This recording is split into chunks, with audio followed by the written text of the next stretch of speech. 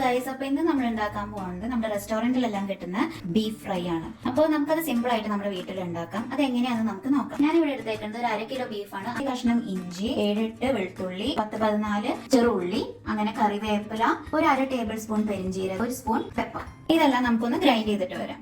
നമ്മുടെ കഴുകി വൃത്തിയാക്കിയ ബീഫ് നമുക്ക് ഇതിലേക്ക് ഇട്ട് കൊടുക്കാം. ഇതിലോട്ട് ഇനി നമ്മൾ അരച്ചു വെച്ചിരിക്കുന്ന ആ ഒരു മിക്സ് പേസ്റ്റ് ഉണ്ടല്ലോ, അത് നമുക്ക് ഇതിലേക്ക് ചേർത്ത് കൊടുക്കാം. ഇതിലോട്ട് ഇനി നമുക്ക് കുറച്ച് മഞ്ഞൾപ്പൊടി ചേർക്കാം. അടുത്തതായി കാശ്മീരി ചില്ലി പൗഡർ. ഇനി നമ്മൾ ഇതിലേക്ക് മീറ്റ് മസാലയാണ് ചേർക്കുന്നത്. ഇനി നമുക്ക് ആവശ്യത്തിനുള്ള ഉപ്പ് ഇട്ട് കൊടുക്കാം. ഇനി നമുക്ക് ഇത് നന്നായിട്ട് ഇങ്ങനെ മിക്സ് ചെയ്ത് കൊടുക്കാം. വെറുതെ മിക്സ് ചെയ്താൽ പോരെ, നന്നായിട്ട് ഇതിലേക്ക് മിക്സ് ചെയ്യണം. നന്നായിട്ട് ഇതിലേക്ക് ഇറങ്ങി ചെല്ലണം ഇതിൻ്റെ ഫ്ലേവേഴ്സ്. കണ്ടോ? ഇനി നമുക്കത് കുക്കറിലിട്ടൊന്ന് വേവിച്ചെടുക്കാം. ഞാനിതിൽ വെള്ളം ചേർക്കുന്നില്ല.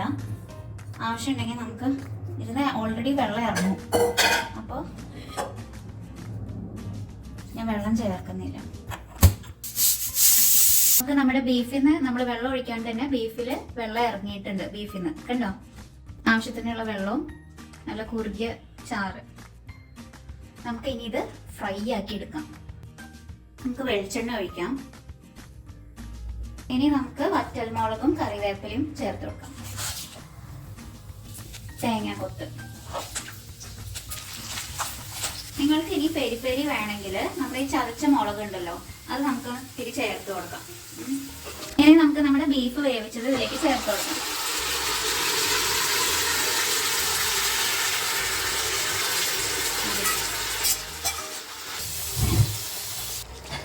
ഇനി ഈ വെള്ളം നമുക്കത് വറ്റിച്ചെടുക്കണം. വറ്റിച്ചെടുത്തിട്ട് നമുക്ക് ഇങ്ങനെ ചെയ്ത് വരുമ്പോൾ നമ്മുടെ ബീഫ് ഫ്രൈ റെഡിയായി വരും. അപ്പോൾ നമ്മുടെ ഈ വെള്ളം വറ്റിച്ചെടുക്കണം നമുക്ക്. അപ്പോൾ നമ്മുടെ ഗ്രേവി വറ്റി വന്നിട്ടുണ്ട്. കണ്ടോ? നല്ല ടേസ്റ്റാണ്. ഇത് സെമി ഗ്രേവി ആയിട്ട് കഴിക്കാനും കുട്ടിൻ്റെ കൂടെ കഴിക്കാൻ നല്ല രസമാണ്.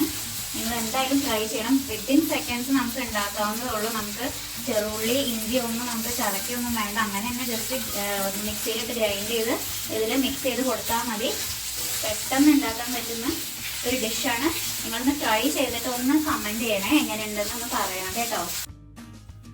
അപ്പോൾ ഗൈസ്, ഞാനിപ്പോൾ ഇത് സെർവ് ചെയ്തേക്കുന്നത് ബിരിയാണിയുടെ കൂടെ. നിങ്ങൾക്ക് നെയ്ച്ചോറ് അല്ലെങ്കിൽ നമ്മുടെ സാധാ ചോറിൻ്റെ ഒപ്പം കൂട്ടി നമുക്ക് കഴിക്കാം. അപ്പോൾ ഈ recipe do try and please do comment. Thank you.